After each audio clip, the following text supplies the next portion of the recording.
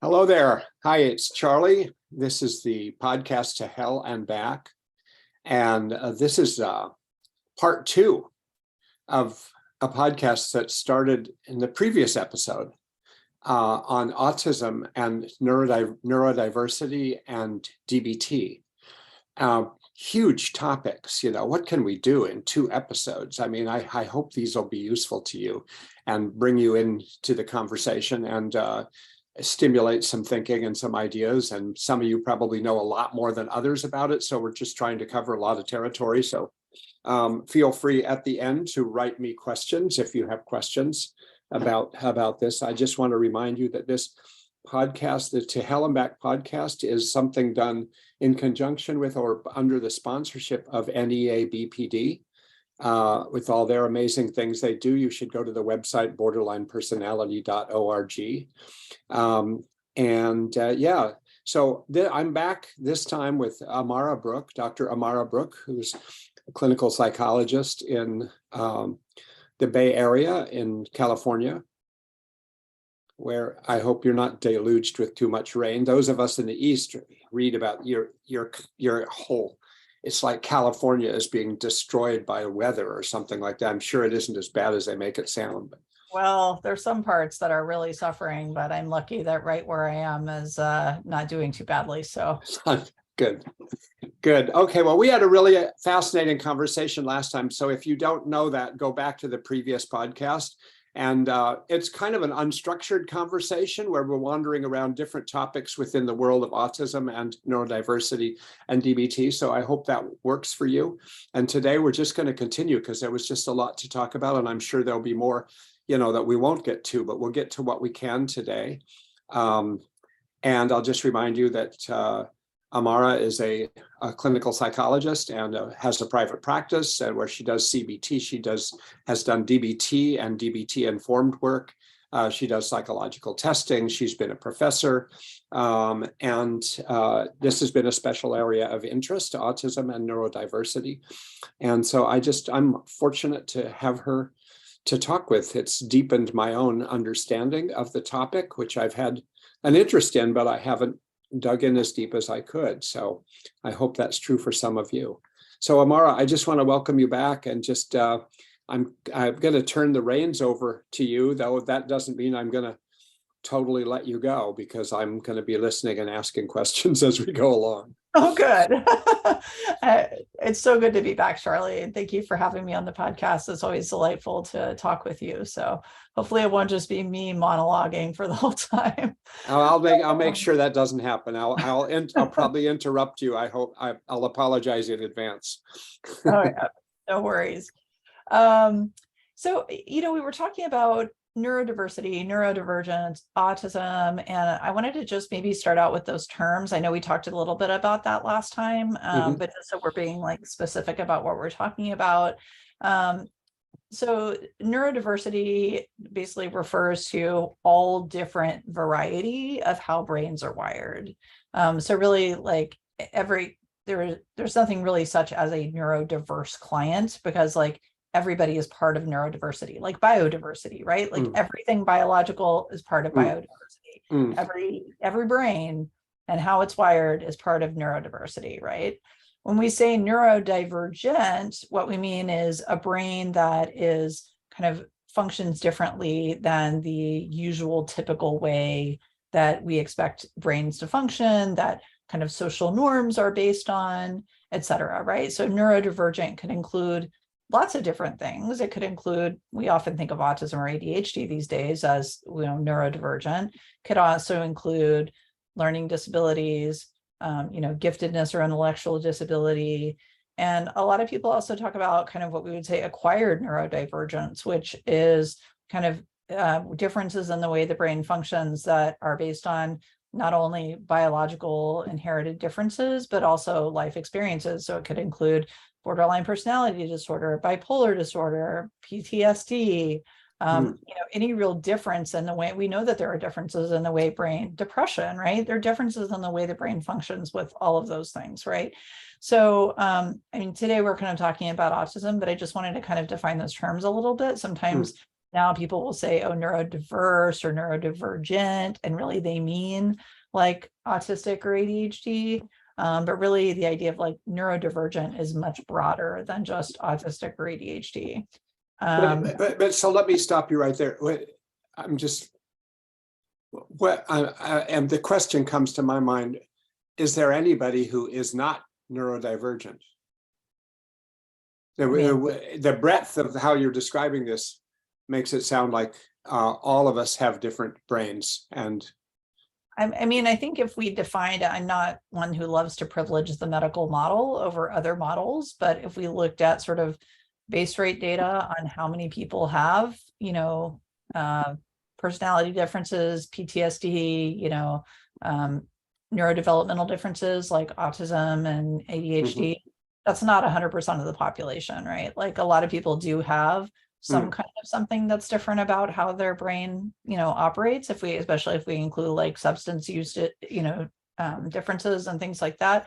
So sure, there's a lot of people who are neurodivergent in different ways, but we're not all neurodivergent in the same way, right? So I think that's really important. And I think that does kind of like tie into something that I kind of really wanted to highlight, which is that adapting DBT for autistic clients is really kind of part of a movement for adapting DBT to different neurodivergent populations or different cultural populations that it maybe wasn't initially completely designed for, right? So DBT was designed for chronically suicidal, self-harming women, very tailored to, obviously, we all know for clients with borderline personality.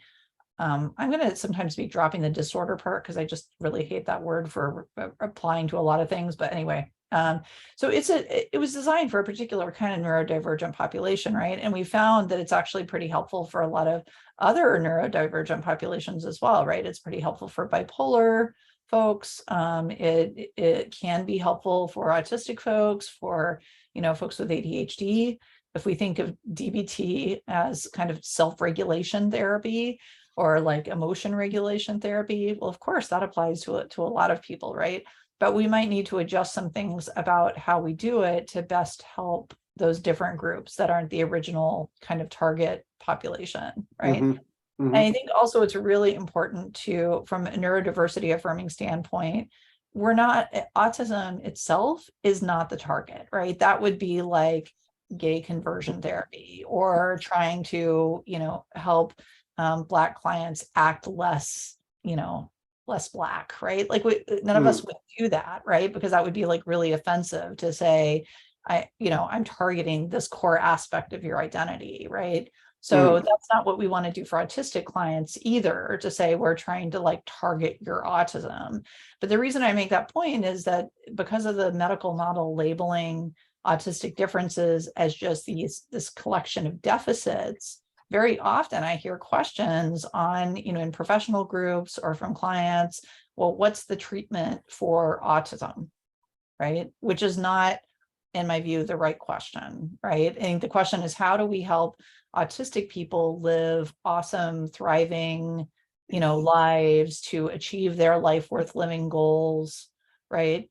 And how can DBT be adapted to best help them do that, right? Which is a really different question than how do we use DBT to erase their autistic differences, which A, is impossible, and B, is really invalidating and harmful. No, I just want to echo that. That seems like an important distinction to me as somebody who's a DBT expert and who has adapted DBT for a number of different problems.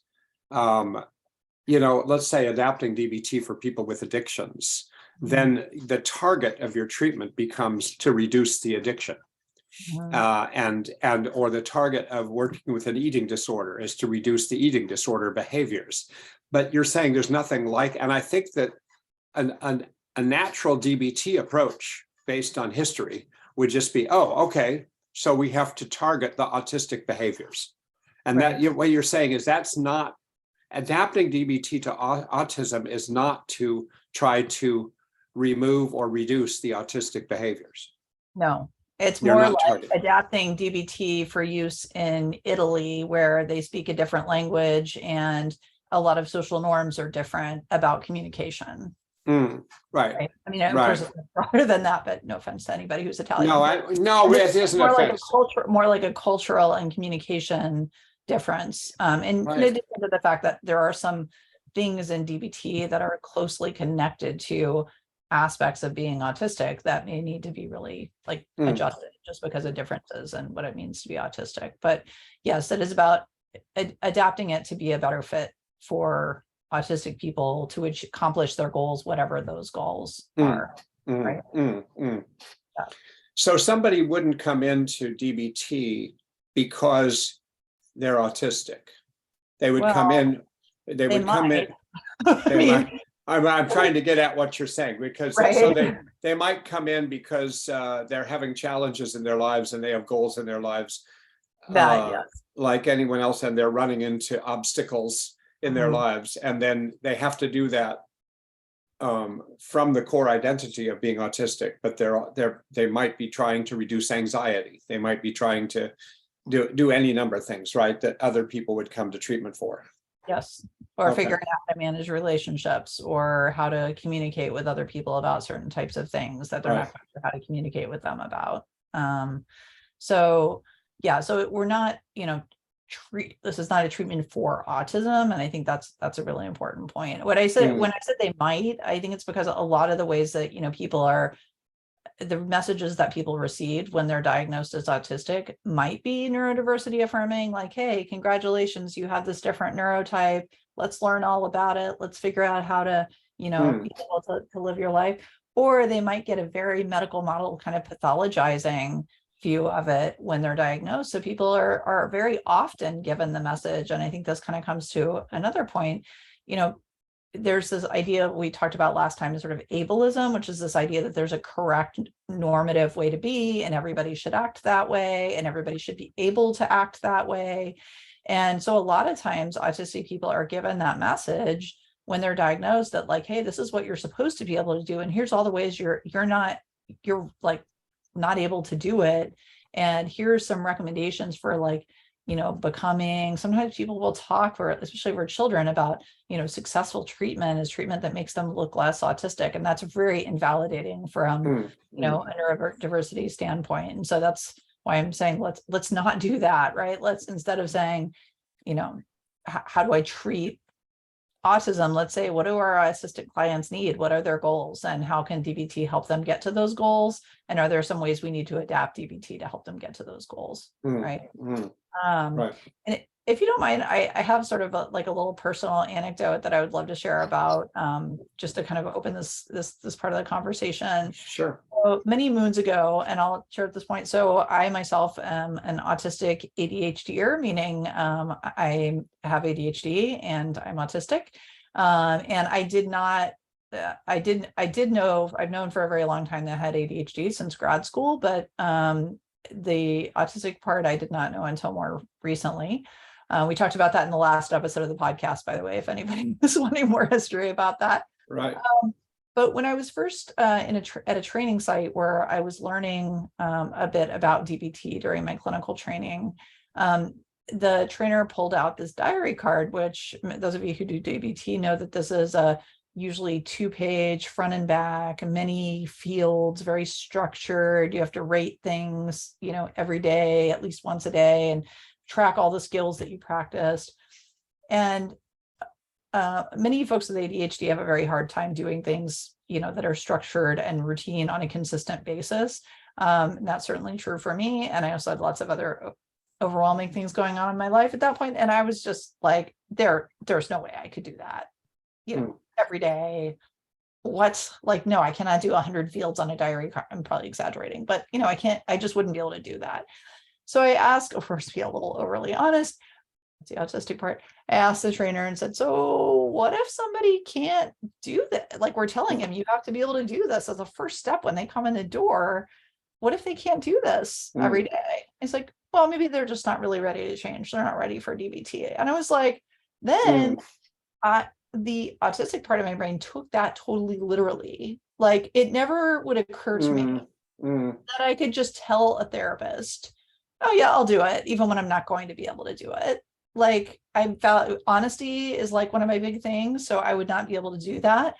And also, I literally, when they said, if you can't do this every day, you don't belong in DBT, or if a client can do this every day, they don't belong in DBT. Like, I took that literally and I was like, this is a horrible injustice. Like, this treatment you're telling me is for people who are incredibly dysregulated, and the gatekeeping is this like incredible daily regulation challenge for people who maybe aren't even consistently getting out of bed. Like, this is just ridiculous. Like, I was just really like worked up about it. And what I realized later, years later, when I had my intensive training with you, Charlie, is that this is part of our commitment strategies at the beginning of DBT, right? There's this technique called the door in the face technique. And this is funny, my original training was in social psychology, so I'm very familiar with all these social influence techniques.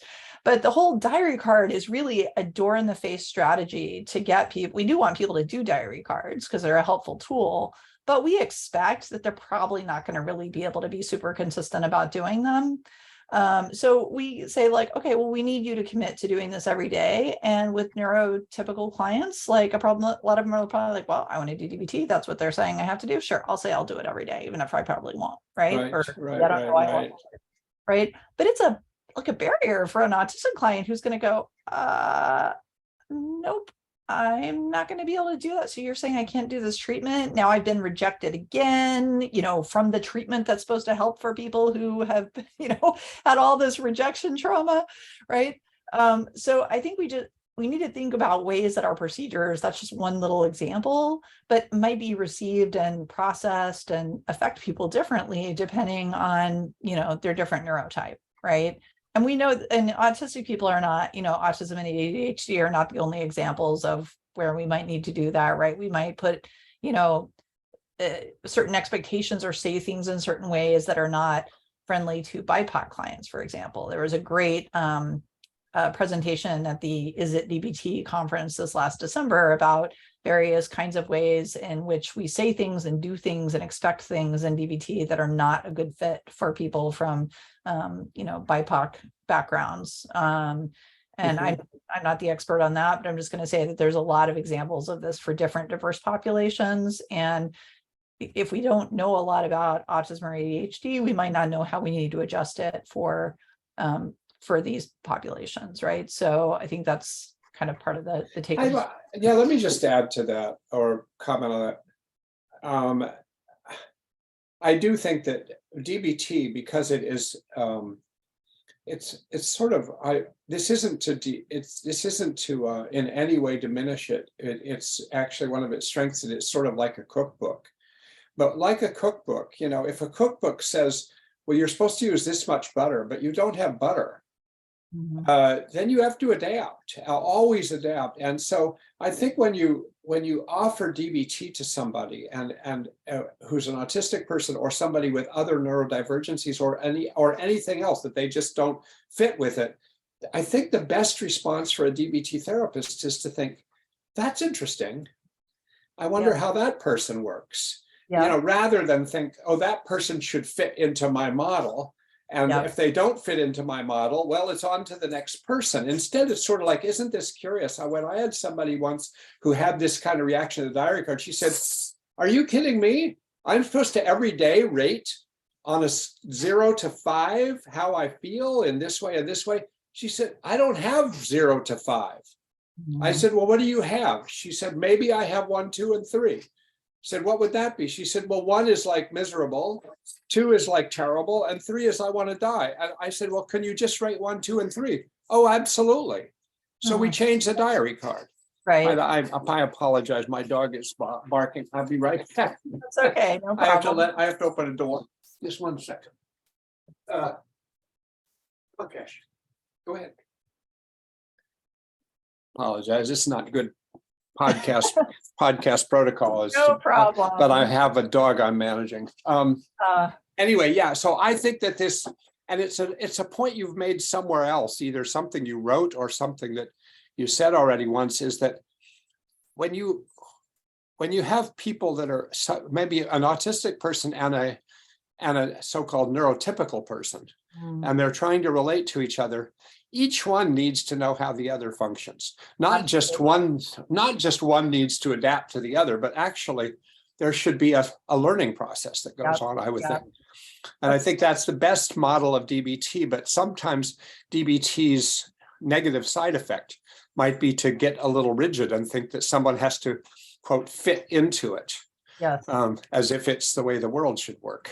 Yeah, I couldn't agree with that more. And I think your approach, Charlie, is kind of principle driven and flexible. And I think that combined with sort of humility about populations that we may or may not, understand very well is really important, right? I mean, I know there's other examples of adapting DBT, like there's one for like a whole book about adapting DBT for folks with intellectual disability, making it more accessible.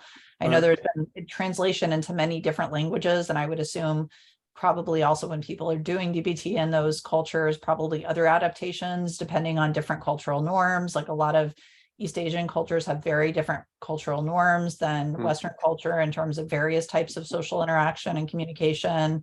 Like Italian culture is different in terms of like, how much, emotion and enthusiasm and so forth is deemed as appropriate in different situations. Right. I think even looking at we're here in Silicon Valley and we have a lot of, shall we say quirky, because I don't know what all their neurodivergences are, but like quirky, gifted folks who are just like really bright and so quick. And, I've even heard complaints like, oh, they're complaining about like doing this, that we're spending like a whole session of group on like this concept. And, some people like get it in the first 5 minutes, like they might need more help with, doing something else with it. But it's the same kind of issue we have with, children in classrooms where, some kids need, 3 class sessions on a concept, and some kids get it in the first 2 minutes, and it truly is not really a great service to them to be spending so long on it. Right. So this is one example of being more flexible and adaptive with our use of DBT. And I will share that that's in terms of clinically, my big passion, and is helping adapt evidence-based practices for new problems or for diverse populations, that there's so much potential that's lost if we're just sort of taking a cookbook and not being willing to adjust at all, right? Like, as you said, not being willing to adjust for, I think of cooking at high altitude, for example, right? You have to adjust all kinds of different things. Or, you have to have different equipment. Like you might want a pressure cooker to be able to cook certain kinds of things, or I'm getting a little divergent here, but there's a lot of, to be more flexible, but stick with the principles, right? And, I think that can be challenging, but it's also like, what a great adventure, and how much more effective for those clients who, aren't exactly a fit to their original, group, so to speak. I think, one thing that sort of came to my mind, Charlie, that I really would like us to be conscientious about, and I see some comments from other clinicians that just kind of worry me about this. Like, as DBT therapists, we are really trained to not be negative toward borderline clients, because borderline clients are so typically stigmatized and complained about by other mental health professionals. In many settings, it was shocking to me when I first went into clinical work how pejorative people were toward, borderline clients. And, sometimes I hear people talking a bit that way about autistic clients, or they'll just use a vague term like neurodivergent or neurodiverse without somehow like defining it. But sometimes it can feel like, well, we need to kind of complain to each other as clinicians or something, but we don't want to turn autistic clients or other neurodivergent clients into like sort of the new difficult clients who are just impossible or mysterious for us to understand, because, whatever it is that we're having trouble with that we haven't figured out is probably because of that thing, right?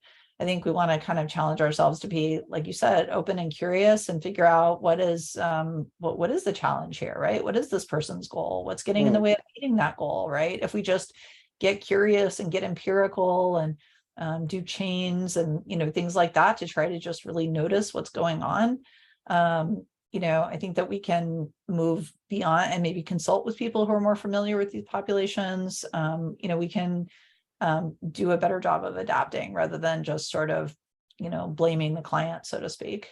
I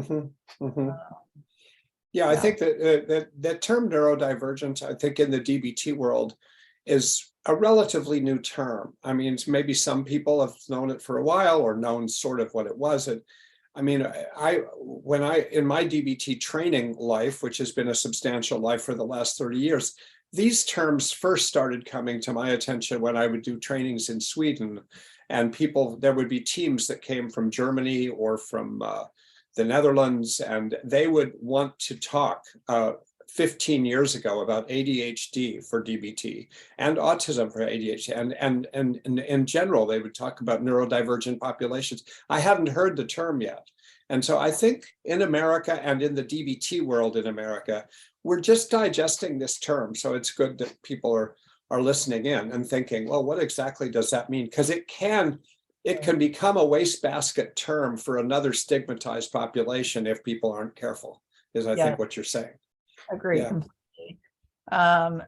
I think also, we want to be, I think that I sort of both love and hate the term neurodivergent. I think it gets sort of overused in a way that's very non-specific, but also it's good for us to realize, hey, there's different ways that brains can differ. And for example, somebody who is both autistic and ADHD might have some significantly different needs from somebody who's only autistic, although many people who are autistic also meet criteria for ADHD. But when we get these unique combinations of, different brain differences, it really behooves us to be curious about what that particular client needs in terms of adaptation of the treatment, rather than just kind of, being rigid about a cookbook, or should we just come up with another rigid cookbook just for this, this new population? And I would say no, because you're going to have, different autistic clients who have, somewhat different needs, even though there's going to be some common threads probably. And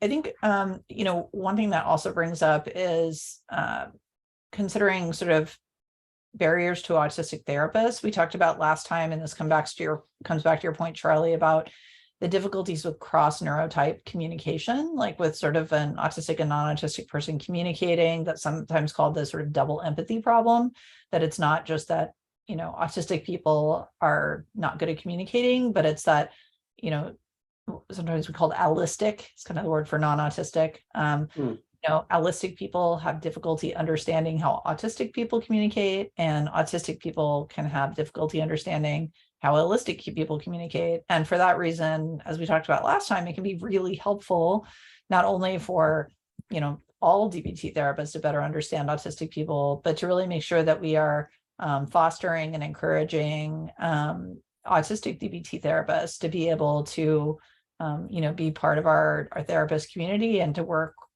with autistic clients, because it can really be easier in terms of communication. But it does seem that there are some barriers to autistic, therapists. There can be barriers in terms of the training process, in terms of, communication with supervisors, in terms of, gatekeeping, in terms of admission to graduate programs, in terms of job interviewing process, which is extremely difficult in a variety of ways for many autistic people to because there's a lot of soft skill. I hear a lot of complaints about this in the tech industry, where they're hiring for some position that has nothing at all to do with like interviewing or like, schmoozing with people, but you have to get through that interview process to be able to get in the door, even though it has nothing at all to do with your job performance. I realize that's a little bit different with DBT, but I just think we want to be kind of careful in thinking about what these barriers are. And I've heard, I haven't done the Linehan board certification process myself, so I don't have personal knowledge, but I've heard that process can be quite difficult for autistic therapists. And I think we just want to be really mindful. I think there was some talk about that in that talk at, is it DBT last December, about barriers to BIPOC therapists, for example. And I think we want to be really mindful about barriers that might exist for autistic therapists as well, because it's, obviously not good for autistic clients to not have representation from autistic therapists who might understand them better. I don't know if you had something in mind specifically about this, Amara, but what would be, for instance, a barrier that an autistic person would face in becoming a DBT therapist? not, you haven't been through the certification process, so leave that aside for the moment. But are there certain things about the nature of doing DBT that would be especially challenging for an autistic person? I think it depends on how it is framed to them. I got to say that when early on in doing DBT, I was on a team with somebody who wasn't autistic, and some of the things that they would suggest in terms of, oh, an autistic, or sorry, a DBT therapist does this, like you watch the body language of the client, and then like you kind of adjust, and then if you like what they're doing, you kind of lean in and get all warm and kind of reinforce what they're doing. And if you kind of want to don't like it, you kind of lean out, you're a little more cold. And I was just like, what's like, there is no way I can do that, because while I can be very authentic and very validating and interact really directly with that client, I'm very honest, I cannot monitor what's going on in terms of their body language and then strategically adjust my own body language, like in the moment, to kind of give that kind of feedback on what they're doing in a strategic kind of way. Like that just isn't, but I also realized, although I was told that is not necessarily the only way that you can do DBT, right? Like I've had really successful courses of DBT with a number of clients, and I don't do that, right?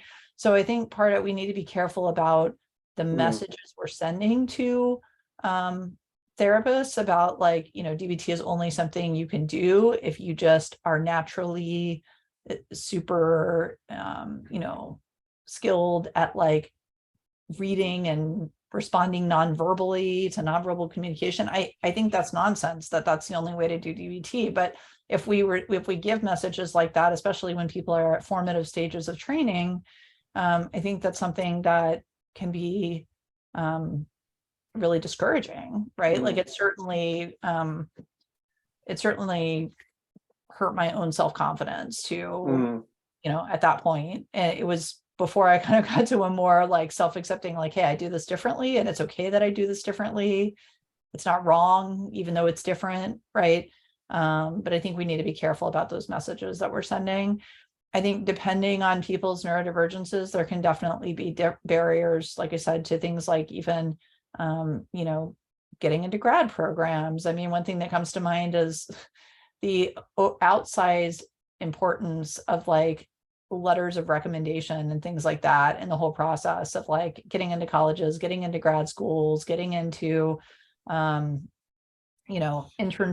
and postdocs and things like that. I mean, I didn't realize it at the time because I didn't know I was autistic, but there were a lot of times when we were looking at, like, when I was in grad school, I would be like on the admissions committee for our grad program, and there'd be candidates. I'm like, oh, they're so interesting. And, sometimes people would just be like, oh, we just kind of want the cookie cutter. Like and I saw this even more so in like clinical training programs when I was involved in like admission to or selection for the internship program that I was in. I was like, oh, this client, they look so amazing and so interesting and different. And nobody wanted interesting and different. They just wanted like easy. Like they wanted, students who were kind of like other students they're used to, right? So I think sometimes there's just a kind of, oh, we don't want to be bothered with anybody who's sort of different and is maybe going to think about things differently and make waves. And I'm sure nobody's thinking we don't want autistic or ADHD, clinicians, but that's kind of what's happening if we're just sort of selecting for a neurotypical norm, which unfortunately I think selection processes for jobs, grad programs, internships, et cetera, are often very much selecting for a really typical, easy kind of norm. I don't know if you see that in your experience, but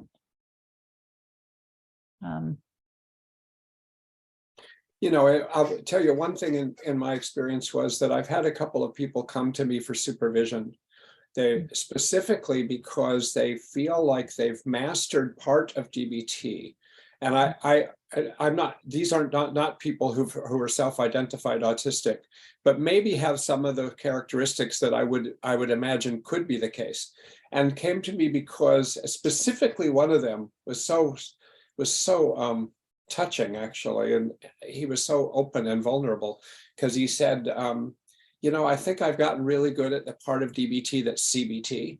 I think I can think in a linear way. I think I understand chains. I think I know how to conceptualize a case. I think I know how to do all of this, might be the technology of DBT and understanding people that way. But, sometimes I see when you teach or when I've seen videos of you that you're kind of like a little more improvisational and a little more fluid and flexible. And I just wonder how I can get there. And that was the focus of the supervision. And it was very interesting because it was a man who was a musician as well. And so we used his musical qualities as an analogy, but I'm not saying that he was autistic, but I do think he came at learning DBT to be a therapist, and he cared deeply about learning it well. And he obviously cared deeply about his clients. But he felt a little like trouble just sort of moving in the moment, like changing the way you were saying, like, how am I going to coordinate my view of this other person's nonverbal nuances with my nonverbal nuances and make it all work. Right. And I think some people don't need to think about that so much, and some people that's not their natural go-to place. Right. And I would take that as an opportunity to kind of point out that, like, sometimes those differences might actually be a better fit for some clients, right? So one of the things I wanted to throw out was some ideas about, adapting DBT for autistic clients, and not necessarily, by no means comprehensive, right? But one of the things that a lot of autistic clients like is for there to be more structure, right? Like, the client doesn't necessarily very much enjoy the sort of free-flowing thing either, right? That's and right. Also, the client might not be reading nonverbals, or at least not reading them in the way that you expect. So it could turn out, if you're working with the right clients, that actually the fact that this person loves chains and loves structure and I'm not saying DBT is equivalent to CBT, but having more structure and, having more directness and having less of this sort of free-flowing thing might actually be a better fit for some clients. Like, a lot of autistic clients actually prefer that, right? So I think we want to be careful that we're not kind of having, we're not conveying a norm about how DBT has to be done in a way that is appealing to, non-autistic clients and non-autistic therapists, but not accessible to either autistic clients or autistic therapists. Right. That's a good point. Yeah. So one other thing, Charlie, I know you wanted me to mention the biosocial model, just because it seems really relevant to both, autistic folks' experience, as well as something that most DBT therapists are very familiar with. And I'm probably going to totally skewer the model, but, the idea being that some people are just come into this world naturally more sensitive and maybe emotionally reactive and things like that, in a way that other people around them doesn't necessarily understand, and tend to invalidate, often unintentionally, and that leads to a whole lot of trauma and sometimes sort of unhelpful behavior patterns, because that person is trying to get their needs met in an extremely invalidating world. Exactly. Right. And I think one thing that was striking to both you and me, Charlie, is how much autistic people are chronically invalidated throughout their lives, right? That's true for borderline clients. It's also possible for autistic folks to get so invalidated and in a sort of classic biosocial model type of way that they end up also being borderline, at some point. But even if we just look at autistic clients, a lot of autistic clients view the world very, very differently from the world around them, or from the people around them, right? There is a strong genetic component. So actually what I often see in testing is that you have parents who aren't aware that they also are autistic, and they're bringing in their kid, and then they think that the things the kid is doing that are very different from typical child behavior are typical because that's what they did when they were a kid, or that's what their other kids do, because it's so strongly, not 100% genetic, but pretty strongly genetic. but also, problem is at some point the kid encounters a world that often is very invalidating. So let's say, often sometimes it's the family that's unintentionally invalidating because the family is different from the child and the family doesn't understand why the child is having a big reaction to certain sensory stimuli or to social situations that are not bothersome to other members of the family or things like that, right? So that it can happen at the family level. Yeah, honestly, in my experience, even when you have multiple autistic people in the same family, that does not mean they're going to have the same experiences. So you might have somebody who's sort of hypersensitive to sound and somebody who self-stimulates to get their sort of sensory needs met by making various sounds, right? That can be like a challenging situation that can happen in DBT groups as well, by the way. Or you might have, you can have differences where one person just doesn't understand the other, right? And then children often go out and then they're in like school systems, and school systems very much expect people to just behave according to a neurotypical norm, right? And that can be very, very difficult and very invalidating. People often learn, my experiences, my needs like don't matter, and they're somehow wrong because they are not like what I'm being told that I have to do at school. So I think the biosocial model is really relevant in that there's a lot of trauma that autistic folks experience by being chronically invalidated throughout their lives, right? And that's similar in some ways to, I think, what I think one outcome with the biosocial model with borderline personality disorder is that you end up with kind of extreme solutions to ordinary developmental problems. So by that I mean, you need help. So what do you do? What do you do to get help? Well, you learn to shut down and not ask for help, and then you fall apart, and then people help you, and so you learn this pattern that DBT therapists are familiar with. But I think that there's I just assume that with the biosocial model, if let's say this is what Linehan would often say is there's two things in the world. There's the brain and there's the environment. She's remember her teaching that a lot. Like there's just the brain and the environment. Of course, there's the body too, and there's all these other people, but there's basically, when you're trying to figure out behavior, there's the brain and the environment. And sort of there's a lot of givens that you already have. At a given moment, you have a lot of givens. So maybe you have autistic givens. Maybe you have sort of emotional reactive givens. And then what happens in the environment is what determines what happens next. So the given isn't necessarily the problem. The fact that you're emotionally sensitive and reactive could be a wonderful thing, could be an okay thing, doesn't compromise your life. However, that package inside the wrong environment that doesn't fit, it turns into a nightmare. Yeah. And I just assume that with autism, that you have a certain package of givens that are of a sensory nature, of a communication nature, of all the things that you've talked about last time too. And then what environment do you put that in? Yeah. Determines everything in terms of the next step, right? Yeah, the person environment fit question is super important. And I think this is just a really important point that like autistic clients, especially ones who are diagnosed when they're children, or maybe even if they're not diagnosed when they're children, they're often given the message that like what you have to do is just fit into the like social norm. And of course, like everyone to some extent, I mean, hello, social psychology, right? Like everyone to some extent receives that message that we all just sort of have to fit into the social norm. But it's much more difficult and sometimes impossible for autistic people to do that, right? Or for ADHDers to do that. Or we hear a lot about how that's not really feasible for, some BIPOC folks for whom the sort of, white typical norm is not a good fit and not appropriate to expect them to fit into, right?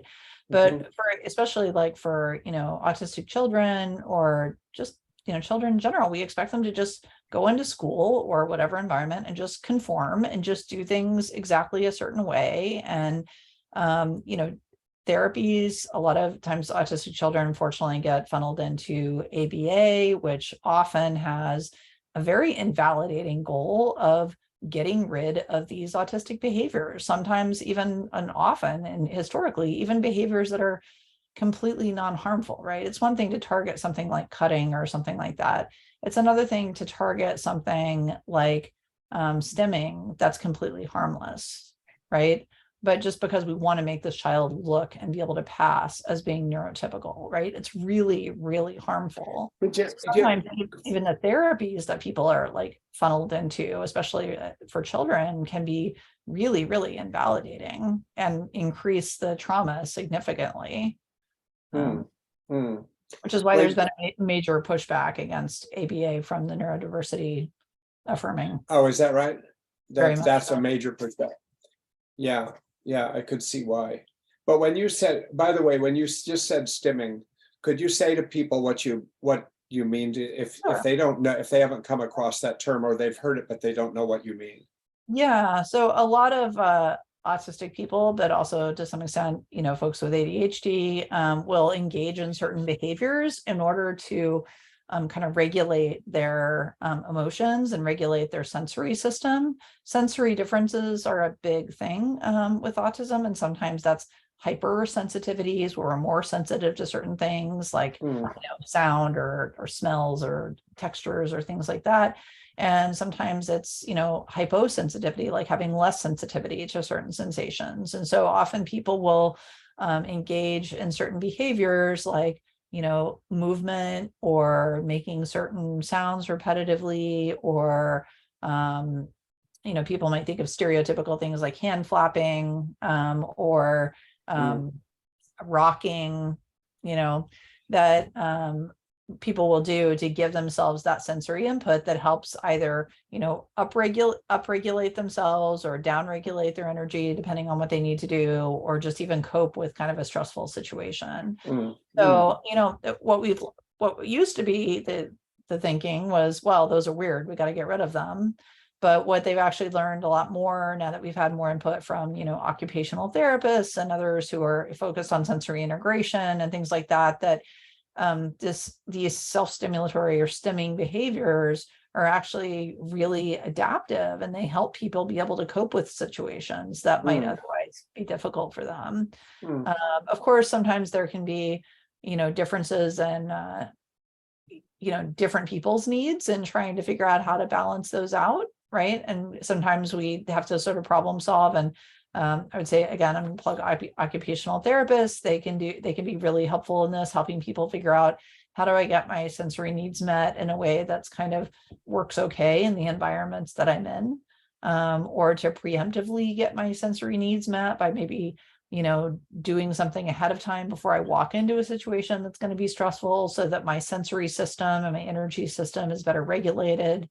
But the sensory differences they're one of the criteria for autism, but they're also just very central to the autistic experience. And punishing stimming behaviors is really invalidating for autistic folks. And unfortunately, I see that in IEP goals, the child will, have quiet hands or something instead of doing whatever they're doing with their hands while learning. And there's some great resources. I actually just went to a talk yesterday by the fabulous folks at Autism Level Up which is an organization that helps with various kind of self-regulation tools and strategies for autistic folks. And they have some great resources about kind of helping figure out like what does my body need to do in a particular environment, and like how do I get my needs met, and just really, really terrific stuff. And that, even kind of helping educators reframe what does it look like when somebody's learning? Well, that's a different answer for lots of different people, right? We still have sort of a teachers think if they're looking at me and they're not doing something else, that means they're learning. But that's not necessarily true, right? Some kids need to not be looking at you, to not be distracted by eye contact or the visual stuff that's going on. It's interesting you say that. I was just thinking about in the very first DBT skills group I ever did, which was in a hospital in New York. And I did a group in a day hospital there for a while. And the first session, everybody came in and sat in a circle the way you're, quote, supposed to sit in a circle, right? Everybody faces each other, the chair. Nobody said to do that. Everybody knew to do that except one person. And that one person came in and turned her chair 180 degrees around and faced the wall. Yep. And she wore sunglasses and she had hair coming over Yep. her eyes. Right. And she's just sit there looking at the wall. And Yep. I thought, Marsha Linehan, what am I supposed to do now? Like, what is she violating DBT? Is this a problem? And I just thought, well, I guess it doesn't seem like it's a problem until it becomes a problem. So Right. let's play this out. And then other people in the group said, Charlie, do you notice that she's not facing the group? I said, oh, yeah, I noticed she's not facing the group. Well, shouldn't she? And then she didn't want to speak when it was her turn to speak. I'd go around the room and ask things. She wouldn't speak. And so it was a real learning experience, because I just decided, and I talked with my team in between sessions, like, okay, who knows? One of the team members said, maybe she's learning more than everyone else. Who knows? You know? And it turns out, like, I'd say it took about 6 weeks. She never spoke. She just faced the wall. She had the sunglasses on in a perfectly well-lit room. And then she came in one day and she just faced in the group and she sat there and she answered questions. She kept the sunglasses on, and it became perfectly clear that she had learned everything that everyone else had learned. And it was just sort of like, oh, it was a real wake-up call for me to realize that, all right, I mean, not that you would have had to do anything there, but it's just clearly people enter social situations differently. And Absolutely. And what's what I love is that you were curious about it. You were like, oh, I wonder what's going on here, right? You weren't just like, well, other people are trying to enforce this sort of social norm, so I'm just going to make her do it, and like consider they're looking at the way at the wall, or wearing sunglasses, or not speaking to be a therapy interfering behavior. Like it clearly wasn't for her. She was learning better. She was learning just fine that way, right? We assume if it's a nail that stands out, it needs to get pounded down. It's a therapy interfering behavior. Yeah. And that's a really non-affirming assumption that can actually interfere with a lot of either group members or children in schools or whatever learning. Maybe they just need to be doing something different to learn.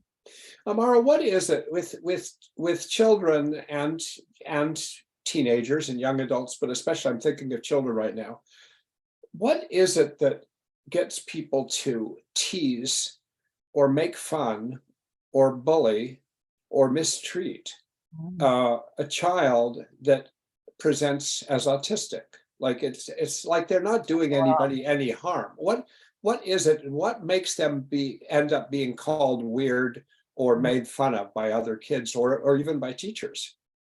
Wow, that is a gigantic question. I know, and you can bypass it if you want. Can I cheat and say social psychology? I mean, my PhD, originally my PhD is in social psychology, and I respecialized the clinical later. So this is like very close to my heart.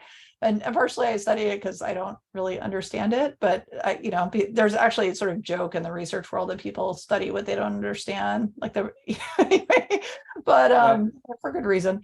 But generally human cultures try to, get people to conform to a group norm. Like that's true in lots of different groups. And it's also true that they've recently replicated some classic social psych experiments and showed that like autistic folks don't conform to the norms or to social pressure in the way that you might normally expect.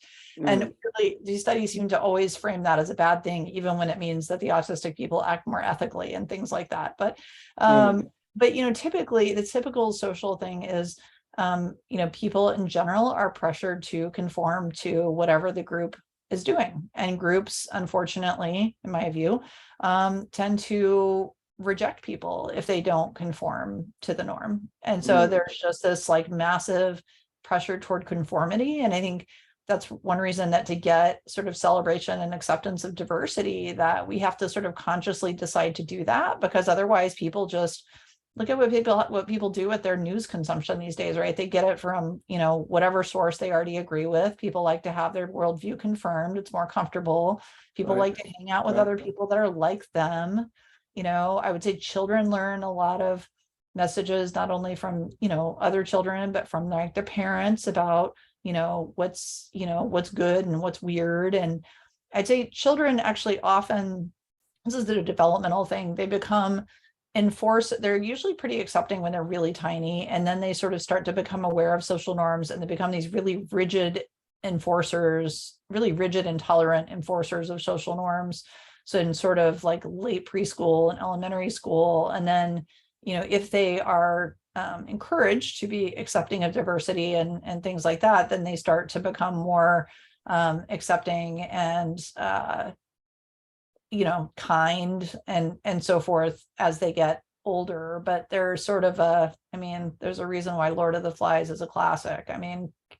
Sometimes in that sort of those early childhood years, you kind of, like, kids are learning about power and about enforcing norms and things like that, but they don't have any subtlety about it, and they don't yet know, like, when it's appropriate to be kind and accepting and things like that. So it can be a really brutal world. But that's also not to say that adults are always nice either. A lot of times people feel pretty okay about just being mean to somebody because they're, rejecting them because they're not typical. Like I said, I saw that all the time in selection processes for like clinical training programs and things like that, which I found very disheartening. So, my understanding is that, so please build on this, but autistic kids or autistic people work very hard in their lives in order to fit into the conformity, in order to fit into the norms, and that actually is what they do in order to adapt, but it also violates something about that because they still are who they are.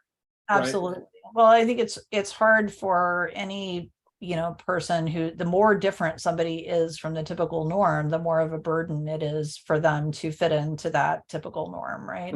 And for autistic folks, there's lots of ways in which autistic folks are different from the typical norm. And what's typically been encouraged, and what many autistic folks have done because of intolerance, this is true for other populations as well, right? Like we used to have, being gay is disordered in the DSM, and thankfully we don't anymore. But there's been all kinds of things that were like, that's weird, that's atypical, so we're going to label it with our it's wrong sort of label. And unfortunately, autism, aside from the neurodiversity affirming movement, sometimes is still seen that way, right? And so if you're the more different you are from the norm, the more of a burden it is to try to, pretend like you fit that norm. And with autism, there's so many things about everyday social communication that are different, right? If eye contact is excruciatingly difficult or distracting, it can really take away from learning and really take away from, take a lot of your energy to try to force yourself to do that, right? If unstructured social situations are very difficult for you, it can take a lot of energy, to try to navigate those types of situations. And what we're learning is it's actually really harmful for folks to have to pretend to be somebody they're not all the time, right? Like it's one thing to, of course, there's some situations where we just have to have very appropriate behavior, right? Stereotypically say meeting the queen, I guess now it would be meeting the king, but situations where you just like sort of suck it up for a little brief period of time to just, have the appropriate behavior. But if you're spending so much of your life doing that, if you're having to do it at home and in school and in social situations, right? How do you even know who you are? Because you're just like, wearing a disguise all the time, right? You're like acting like somebody you're not. And it's exhausting. It breeds lots of shame, right? So that's why now there's a lot of emphasis on like the problems associated with masking, which is kind of honestly the same as neurotypical conformity, which we would talk about in social psychology. It's just much more costly for autistic people to mask because it is so hard and so exhausting and so unsustainable. And it leads to things like I said, shame and, it's like kind of falling apart, like after, like sometimes kids will come home from school and they will just completely fall apart because they've used like all of their available self-control, to be able to cope with all the noise and busyness and social stuff and, frequent transitions during the school day. And then there's just nothing left. Like it's just not, and then they can't be, well regulated when they get home because they've unsustainably used up all their ability at school. Right. Or for adults, it happens in lots of situations. People will come home from work and then not be able to just really do any of the other activities of life, because maybe they held it together at work, but they are, completely shattered when they get home. So a lot of us, part of what there's this difference in kind of, there's always in DBT the dialectic of acceptance and change, right? Like, what do I need to accept because I can't change it, and what do I want to change, right? But autistic people have often been recipients of the message and often internalize that ourselves, that we need to change all of these things that are unusual in order to be more typical.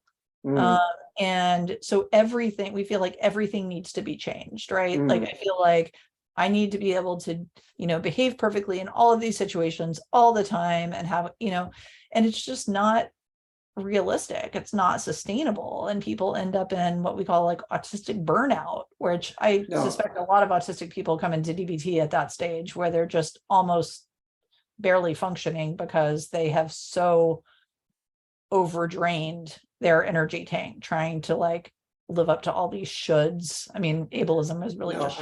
So let me mention a client that I've had who has said that she spent so much of her life masking in the way that you say, to try to fit in, and so conscious of it so much of the time that she wondered, what do you do? What are the skills, as she put it, since she's in DBT skills group at a certain point, what are the skills in DBT or anywhere to teach you to now figure out who you are as an authentic self if you're with a group of people, when you've spent your entire life being something other than what your authentic self is. And so now you don't even know what your authentic self is. And there you are standing with a bunch of people not knowing how to be.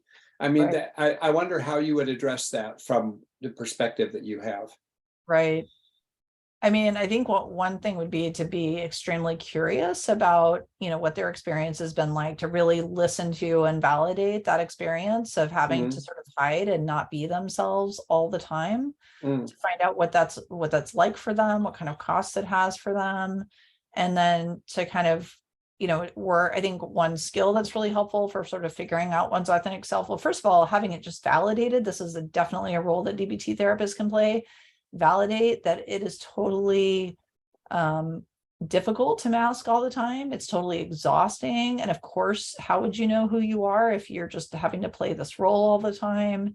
And, I wonder if it might be helpful to, practice mindfulness around different types of situations and activities, just to try to figure out, like, when do you feel, what feels effortless and great, and what feels, super draining, and what feels joyful, and what, and also a lot of autistic folks struggle with recognizing emotion. So it might be more what feels like it gives you energy versus what feels like, it just drains your energy. But whatever it is, kind of practicing and really validating validation, right, to counteract that chronic invalidation, that that process of discovery about like what works for me and what doesn't work for me, right? And it doesn't mean, again, that we never do anything that's uncomfortable, but there's a difference between doing things that are uncomfortable occasionally because it's somehow really important to fit your goals, versus all the time expecting yourself to always do whatever it is that makes other people comfortable, no matter how it affects you. Right? Like trying to help them figure out that, what their goals are, and their preferences, and, where their dialectic of acceptance and changes around various different, things that they bring in. I think it's a really good point though, because many of us like have such internalized, we just taken all those social norms and just said, well, this is what must be all the time, right? And we maybe bring in even goals that are just something that somebody else gave us in terms of criticisms or shoulds. And like, we really need non-judgmental help exploring what is realistic for us. I just trying to think, you said something in our first podcast together that it went by very quickly, but it stuck in my mind, was that you went through a process like this as a kid, and that there was a certain point, I think you said around fourth grade, that you met someone else who was who maybe was autistic or neurodivergent in some way, Neurodivergent in different ways, but in different ways, compatible ways. but she became a good friend and has remained your best friend in life. That's sort of like, I was really so struck by that it must have been, I mean, it's partly you need to find, when you're masking all the time and you're thinking you're not doing it right, and you've got to keep paying attention to it all the time, so exhausting. It must just be liberating to be with somebody where you don't have to be that way, because they also aren't doing it. So I would think that whether you're a therapist, when you say a therapist, I think validation of this nature really requires letting yourself, it's not just verbal validation. There's some way that you are actually indicating, you are genuinely okay the way you are. I'm just so curious about who you are. And then, Absolutely. And then kind of like, oh, it must just be a relief to have that happen. And to totally validate that people may want to socialize in ways that are different from a typical norm. Maybe their idea of fun is, going and, doing a structured activity, doing something. A lot of autistic people have an easier time socializing related to their intense interests. So, and more structured activities. So for some people, going to game nights or more structured types of, like a cooking class or just whatever is related to their passionate interest, which by the way, could be anything really. Right.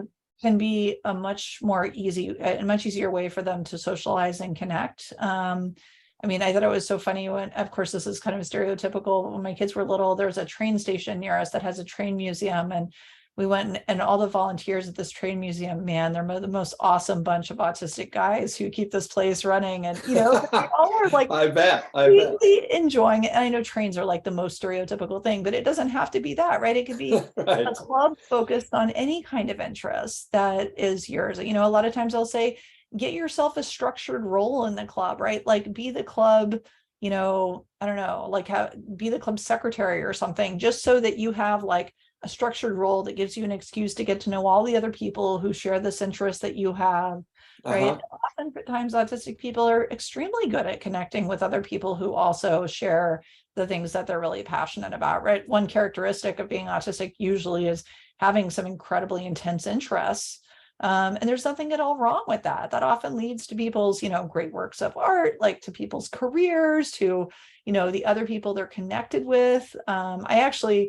I think one of the reasons I didn't have a whole lot of exposure to just typical social norms, like even my parents were part of an interest-based, community when I was growing up, and like everybody that they were friends with was like pretty passionately into the same interest. And I'm pretty sure there's a lot of neurodivergence, and that's why they all got along fabulously.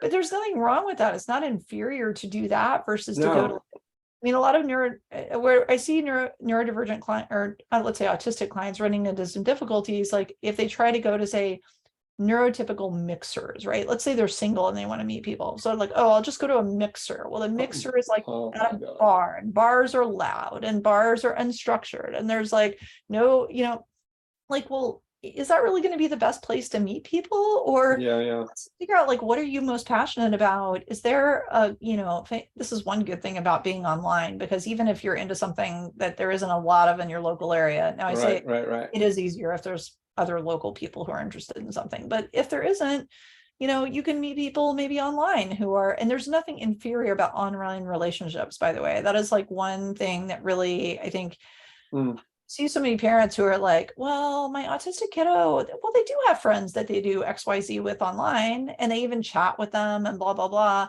Oh, but those are only online friends. We need them to go, like, I don't know, to go to the school dance so they can have like in-person friends. And it's like, who decided that that's, superior to have friends? Or, not to say that we shouldn't have any, but, or to just have like friends who don't share really any interests with you. Like actually social psychology would tell us people like other people better in general who share interests with them. It's stronger for autistic people. Why not? I think it's a really good message, and I'll stick with this in my own practice, because I'm thinking one of the 5 functions of DBT, when you become a DBT therapist, the 5 essential functions that you need to accomplish in treatment, one of them is called structuring the environment.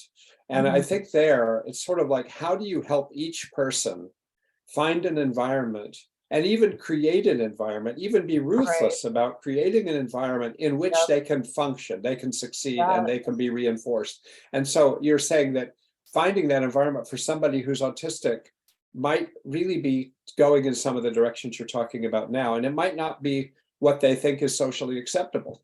Yes. So you need to.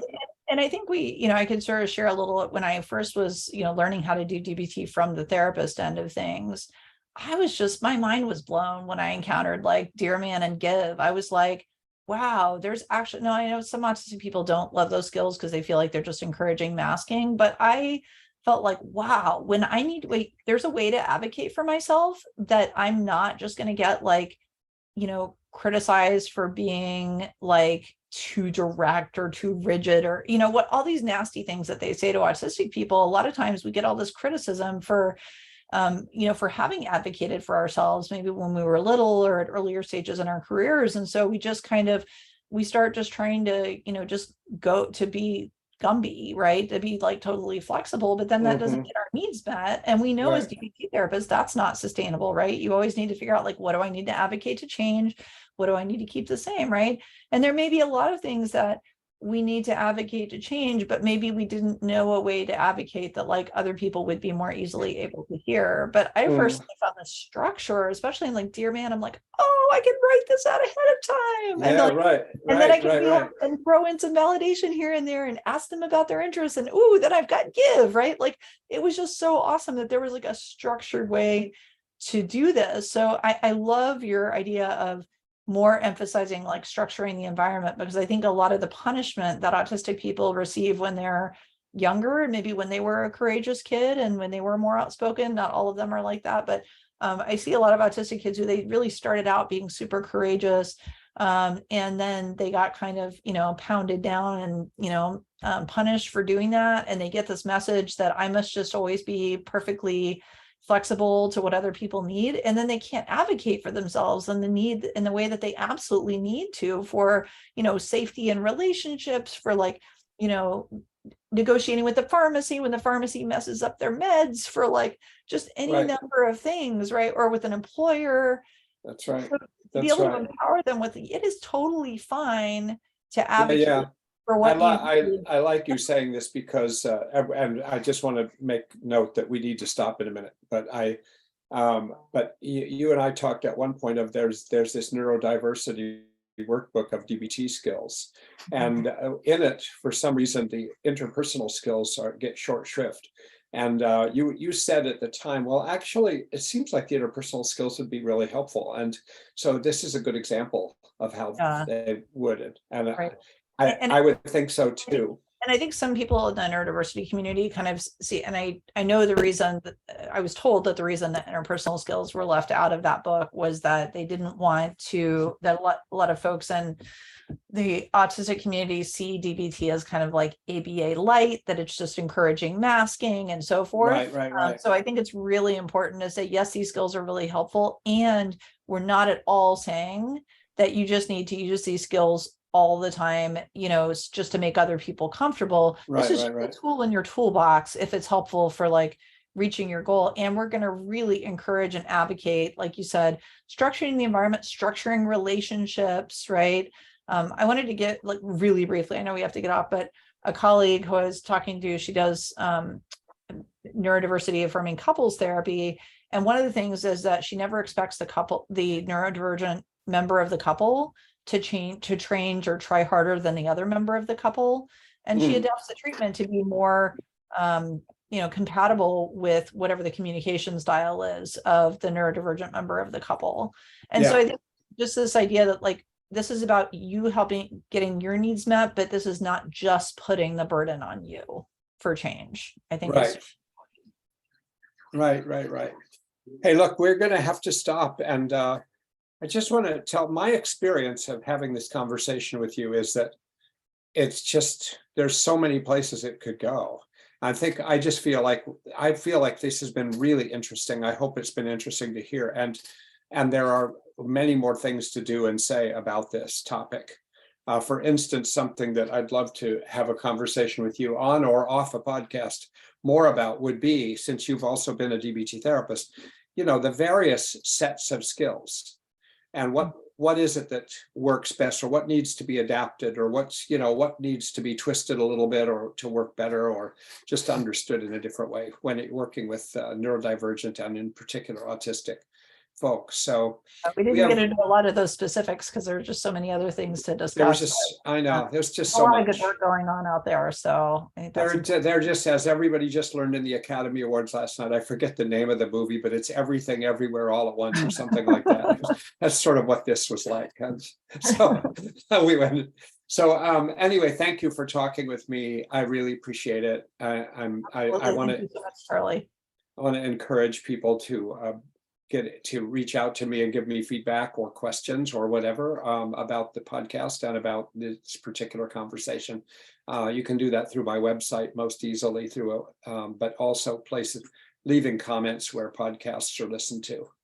So thanks again, Amara, and yeah, and everybody have a good week. Thank you so much, Charlie. Yeah. Okay. Bye. Take care. Bye-bye.